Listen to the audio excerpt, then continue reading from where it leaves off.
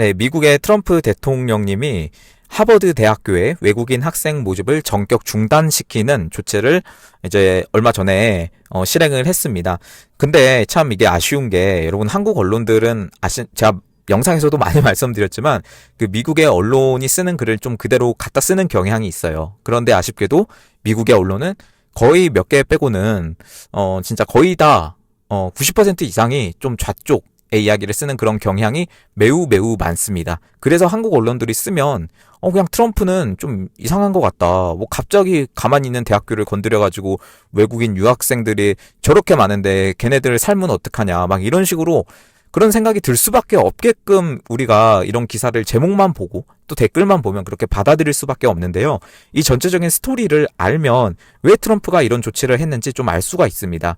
이게 연합뉴스에서 나온 4월 16일 날의 기사입니다. 진보 담론 퇴출 나선 트럼프, 명문대로 옮겨붙은 문화전쟁, 이런 식으로 기사를 썼는데요. 사실 이 제목 자체가 잘못됐습니다.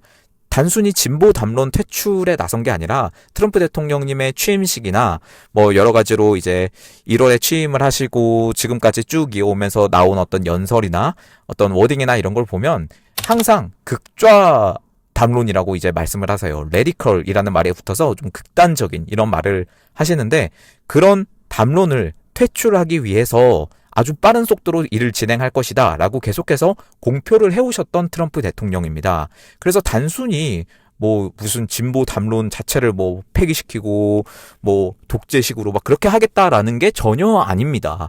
극좌 담론에 대해서 퇴출을 하시려고 했는데, 가만 보니까 여기서 나온 게 이러한 담론들이 가장 많이 나오는 것이 미국의 대학가더라 라고 이렇게 말씀을 하신 거죠.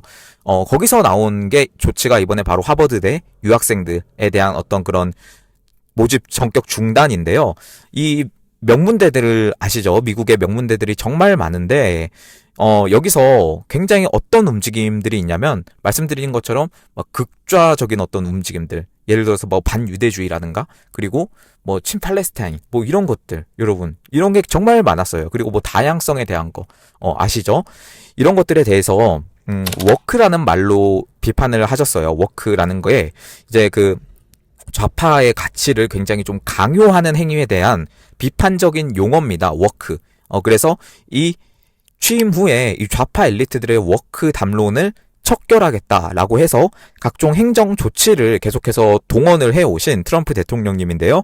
예를 들어서 지난 2월 같은 경우는 2월 정도면 거의 뭐 취임하고 직후죠. 그 이후에 태스크포스를 구성을 해서 그러한 사건이나 뭐 여러 가지 움직임이 보이는 대학 캠퍼스를 직접 방문하겠다라고 말씀을 하셨습니다. 그래서 실제로 뭐 비자 취소나 이런 게 이어지기도 했고요. 비자 취소를 넘어서 직접 그 국토안보부 산하의 기관에서 직접 체포하기도 했었던 그런 사건이 이루어지기도 했었습니다.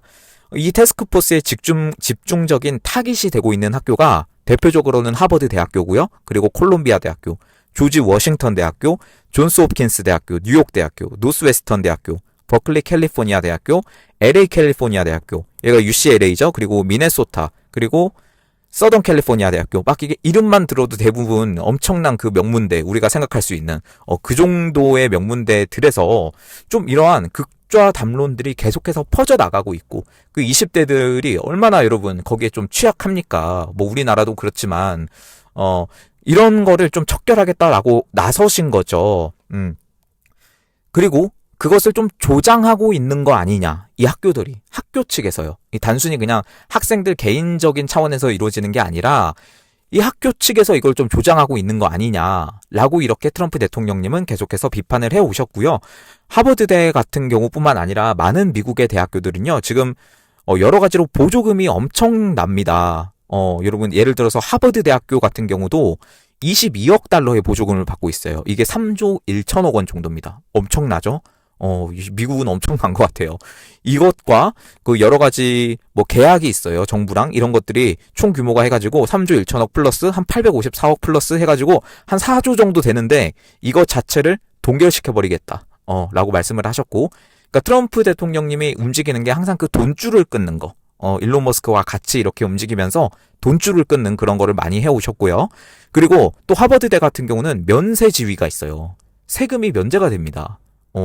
여러분, 미국의 우리나라의 국세청처럼 이제 미국의 국세청은 엄청나요. 그냥 끝까지 쫓아갑니다. 그런데 이 하버드는 면세 지위까지 있는데 이것 또한 박탈하겠다라고 나서셨고요.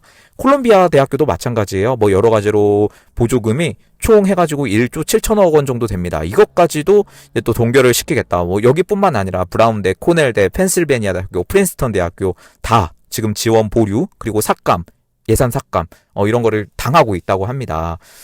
지금 주요 대학에 대한 그 행정부의 적대감, 그러니까 미국 정부에 대한 적대감이 지금 대학가에서, 미국의 명문 대학가에서 특히 이렇게 많이 퍼지고 있고 그보다 더 깊은 뿌리를 가지고 있다. 라고 트럼프 대통령님이 말하셨어요. 단순히 그냥 뭐 이제 어떤 좌파적인 어떤 움직임이 있는 게 아니라 뭔가 더 깊은 뿌리가 있다라고 계속해서 트럼프 대통령님은 주장을 하시는 거죠. 여러 가지로 막 많은 일들이 있어요. 대학가에서 단순히 뭐 극좌 담론뿐만 아니라 뭐 여러 가지 지금 말하면 좀 검열이 되는 뭐 그런 일들도 있고 막 다양성에 대한 거, 여러분 무슨 말인지 아실 거예요. 막 이런 것들 때문에 아주 그냥 완전 난리가 났었는데 이것을 이제 퇴출하겠다라고 나선 차원에서 이번에 하버드 대학교의 외국인 학생 모집이 전격 중단이 된 겁니다.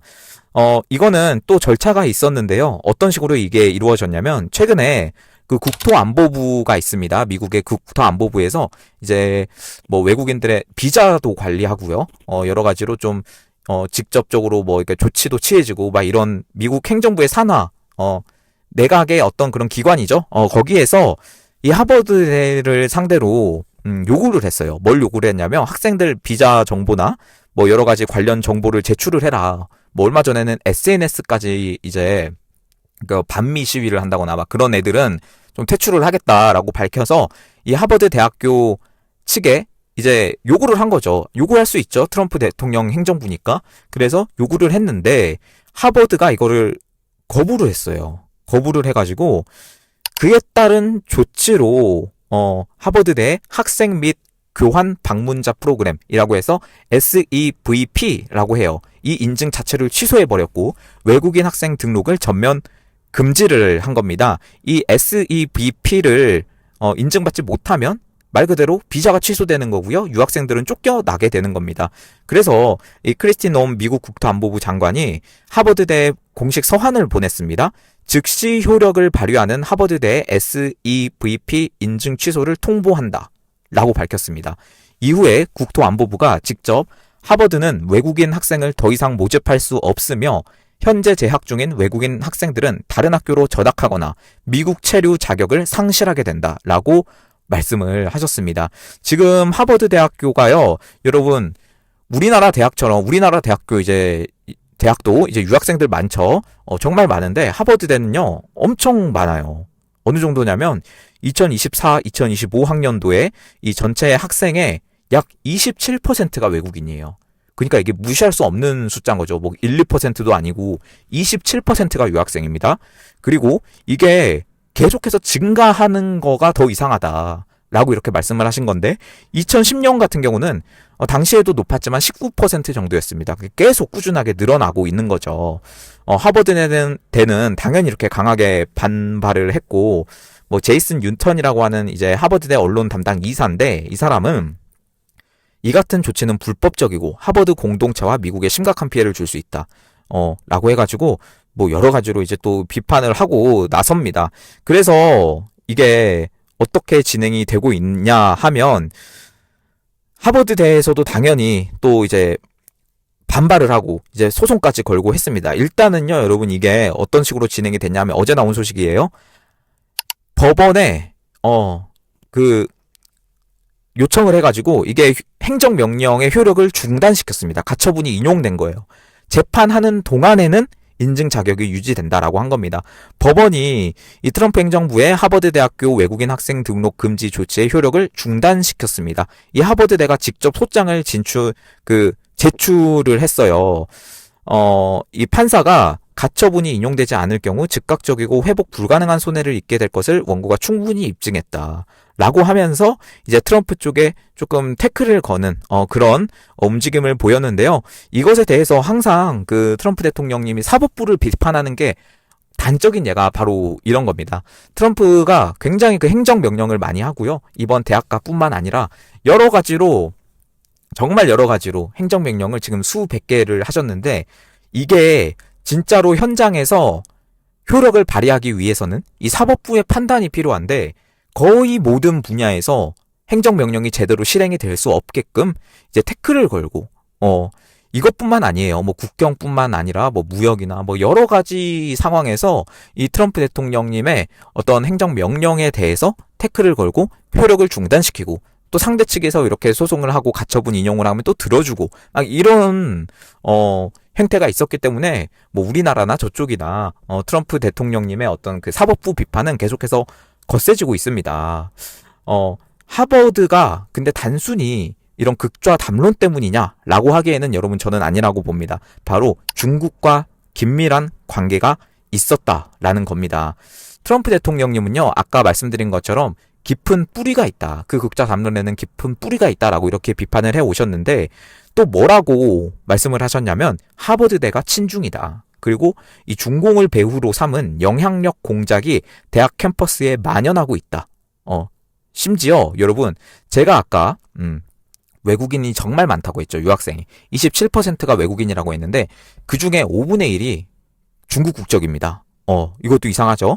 그래서 이 미국 국토안보부 아까 말씀드린 그 DHS가 하버드대가 반유대주의를 부추기고 이 중공과 협력하고 있다라고 주장을 또 하셨고요. 그런 차원에서 이번 외국 유학생들의 비자를 취소를 하고 지금은 조금 일단 정지가 됐지만 이런 식으로 하고 있는 거예요. 많은 어떤 로이터나 이런 언론에서 하버드대에서 중국 정부의 영향력이 크다라는 우려가 계속해서 있었고요. 이거는 뭐 이번에만 나온 게 아니에요. 계속해서 이 공화당 중심으로 해서 연방 의원들 사이에서 나오고 있었습니다. 중국이요, 하버드대를 조정을 해서 미국의 첨단 기술에 접근을 하고 미국의 안보 법률을 우회해서 미국에서 중국에 대한 비판을 억제하고 있다라고 하는 어떤 우려가 계속해서 있었던 거예요. 그리고 백악관의 한 관계자도 이 로이터에 말을 한 게, 너무나 오랫동안 하버드대는 중공이 이 하버드대를 이용하게 내버려뒀다. 그러니까 대학이 알면서 내버려뒀다라고 이렇게 말씀을 하신 거죠, 백악관은. 그리고 중공의 지령으로 캠퍼스에서 자경단이 조직적 괴롭힘을 벌이는데도 하버드는 못 본 척했다라고 말씀을 하셨습니다. 하버드대가 이 트럼프 대통령의 말을 하나하나 다 반박을 하면서 뭐 가처분도 내고 이런 식으로 했는데, 막상 백악관이 낸 이런 서명에는 즉각 답변을 내놓지를 못했어요. 실제적으로 이 하버드가 오래전부터 이 중국의 그 연구자들이나 중국 대학이랑 연구 협력 관계를 맺고, 그 자매 결연 뭐 이런 거 있잖아요. 그런 걸 굉장히 많이 맺고 중국 관련 센터들을 막 설립을 하고 막 이런 식으로 거액의 기부금을 유치하고 국제 관계에서 영향력을 행사하고 세계적인 명성이나 여러 가지 이득을 봐왔다라고 이 백악관에서 또 전달을 했습니다. 오래전부터 이 공화당이 주도하는 연방하원 중국 문제 특별위원회라는 게 있어요. 이 국회 의원들을 중심으로 이루어진 어떤 그런 회의가 있는데, 여기서 계속해서 거론이 됐었습니다. 이 하버드와 중국 정부 사이의 유착 문제가.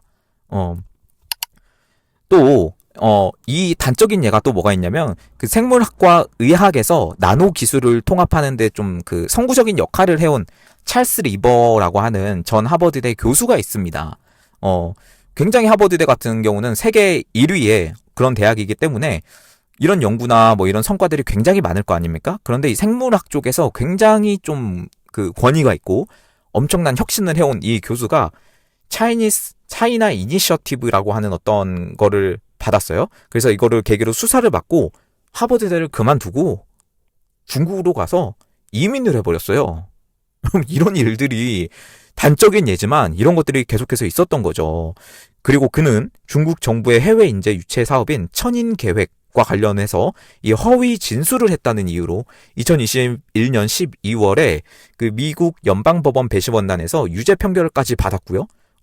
그래서 하버드대에서 퇴임을 한 거예요. 이후에 2024년부터 중국에서 연구를 하고 있습니다. 그리고 이 중국 정부의 지원을 받는 학생 단체들도 있어가지고 학내 정치 활동을 감시하고 있다. 이런 논란도 나왔습니다. 또 이 지난해 4월에 한 학생 활동가가 주미 중국 대사의 연설을 방해했다라는 이유로 이제 교직원이나 뭐 경비원이 아닌 누구한테 쫓겨났냐 하면 한 중국 교환학생에 의해서 행사장에서 쫓겨났다는 거예요. 아니, 이게 이상한 거죠? 누가 봐도 이상하지 않습니까? 과연 그들은 진짜 학생이 맞느냐? 진짜 학생이 자격은 있겠지만 그들을 뒤에서 조종하고 있는 그 세력은 어디냐에 대해서 꾸준히 이런 논란이 있어 왔는데, 지금 보시면은 그냥 단순히 하버드 대학교에 대해서 트럼프 대통령님이 그냥 외국인 모집을 갑자기 전격 중단시켰다. 딱 이것만 보면 여러분, 이게 전혀 이해가 가지 않는 거예요. 저조차도 이 앞에 스토리를 몰랐다면, 이것만 보면은, 트럼프 왜 그래? 진짜 이상한 사람인 것 같다. 라고 생각이 들 수밖에 없게끔 이렇게 기사가 나오고, 이게 여론이 형성되기 때문에 좀 아쉬운 부분이 굉장히 많습니다. 지난 2014년에도요, 지난 2014년에 이 하버드 대학교가 홍콩에 부동산 재벌이 있어요. 항룽그룹이라고 하는. 거기에 로니 첸하고 제럴드 첸 형제로부터 3억 5천만 달러. 와, 여러분. 3억 5천만 달러를 기부를 받고 이 대학 보건대학원의 공식 명칭을 이 사람의 이름을 딴 하버드 TH 첸 보건대학원으로 변경까지 해준 적이 있어요.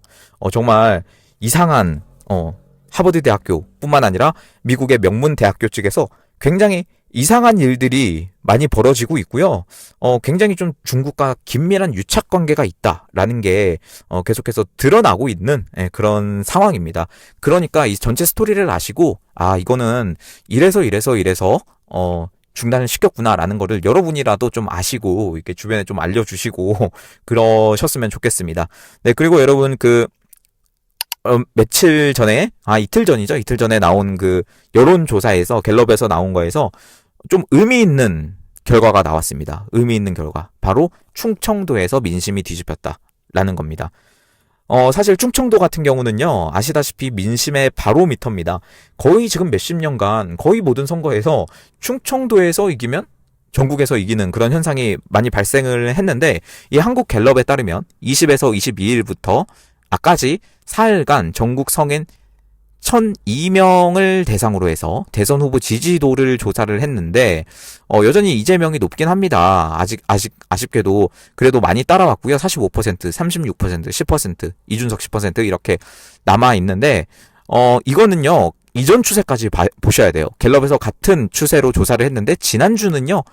이재명이 6% 하락한 거예요. 그리고 김문수 후보는 7%가 상승을 했습니다. 그래서 전주에는 그 격차가 22%포인트였어요. 엄청났습니다, 여러분.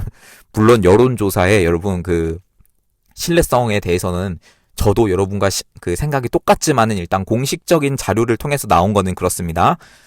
아무튼 22%포인트에서 지금 9%포인트로 크게 좁혀졌습니다. 네. 지금 이 김문수 후보랑 이준석의 합계가 이제 46%로 해서 이재명을 처음으로 앞선 그런 결과도 나왔고요. 뭐 단일화 압력이 커진다라고 이야기는 하는데 진짜 할지 안 할지 모르겠지만 네, 그렇습니다. 근데 주목할 대목이 뭐냐? 오늘 제가 말씀드리고 싶은 거는 그 민심의 바로미터인 대전, 세종, 충청이죠. 이쪽 충청도 지역에서 이재명이 38%가 나왔고요. 김문수 후보가 41%가 나왔습니다. 여러분 근데 전주 보시면요. 이재명이 46%였고요. 김문수 후보가 29%였어요. 차이가 엄청나지 않습니까? 그리고 드디어 부울경에서도 이재명 36 그리고 김문수 후보가 45%로 앞서기 시작했고요. 전주도 여기서도 부울경에서조차도 이재명이 41% 그리고 김문수 후보가 39%였습니다. 지금 하나씩 이게 지역별로 역전을 해오고 있는 상황인데요. 뭐 대구 경북도 뭐 이제 저희 우파의 텃밭이라고는 하지만 상당히 좀 낮았던 어떤 그런 여론조사가 계속해서 나왔었는데 막상 이렇게 다가오니까 다시 한번 높아졌습니다. 60%까지 올라왔고요. 이제 저희 우파의 결집이 조금 더 본격적으로 시작된 양상이다라고 보이고 있습니다. 어제 저녁 같은 경우는 그 김문수 후보가 박근혜 전 대통령님을 예방을 해서 이제 박근혜 대통령님이 다시 한번 메시지를 내주셨죠. 김문수 후보로 뭉쳐야 된다. 이런 식으로 말씀을 해주셨고 그리고 우리 박근혜 전 대통령님의 어떤 명예를 김문수 후보가 좀 회복시켜드리고 싶다. 이런 말씀도 하셨기 때문에 아마 지금 한 9일 정도 남은 이 상황에서 얼마나 더 우리가 결집할 수 있는가. 그게 좀 포인트가 될 것 같고요. 참 여러 가지로 이야기는 많지만 참 말도 많고 탈도 많은 지금 전국입니다. 사실 대선을 안 해도 되는 그런 상황인 거 저도 잘 알고 있고요. 너무나 아쉽습니다. 아쉬운 부분도 많지만 일단은 여러분 제가 참 지금 말을 아끼고 있는 거 여러분도 느끼고 계실지 모르겠는데 뭐 라이브 때도 그렇고요. 말을 아끼고 있습니다. 여러분 일단은 그래서 이런 여론조사가 나오고 있다. 추세는 좋다. 추세는 좋다. 물론 아직 부족하지만 추세는 점점 올라가고 있고 점점 이 김문수 후보의 진심을 알아주는 쪽이 많아지고 있구나라고 이렇게 느끼게 됩니다. 뭐 저도 그렇고요. 뭐 보이는 자료나 이런 걸 봐도 좀 그러한 어떤 움직임이 보이고 있는 것 같아요. 알고 보니 진짜는 김문수다 막 이런 현수막도 붙었더라고요. 이거는 좀 잘 쓴 것 같습니다. 그러니까 알고 보니까 진짜였다. 뭐 이런 거. 점점 조금씩 알게 되는 거죠. 국민들도 많이 알게 되는 것 같습니다. 네, 감사합니다, 여러분. 오늘 영상 여기까지고요. 그 우파 유튜브들 알고리즘을 위해서 여러분들 좀 부탁 좀 드리겠습니다. 제가 고정 댓글에 항상 달아놓는데요. 이 알고리즘 탄압이 정말 심하고 저뿐만 아니라 많은 이제 우파 유튜버들도 공통적으로 느끼는 부분이기도 합니다. 이 우파 유튜버들의 스피커를 다 죽여버리면 진짜 큰 일이 일어날 수 있다는 것도 알고요. 저들도 그걸 알기 때문에 이렇게 하고 있는 게 아닌가 싶습니다. 네, 그리고 계좌로 후원해주시는 분들 정말 감사드리고요. 그분들 덕분에 채널 성장시킬 수 있는 것 같습니다. 마지막으로 이 영상 하단 참고 부탁드리겠습니다. 네, 감사합니다. 오늘 영상은 여기서 마치도록 하겠습니다.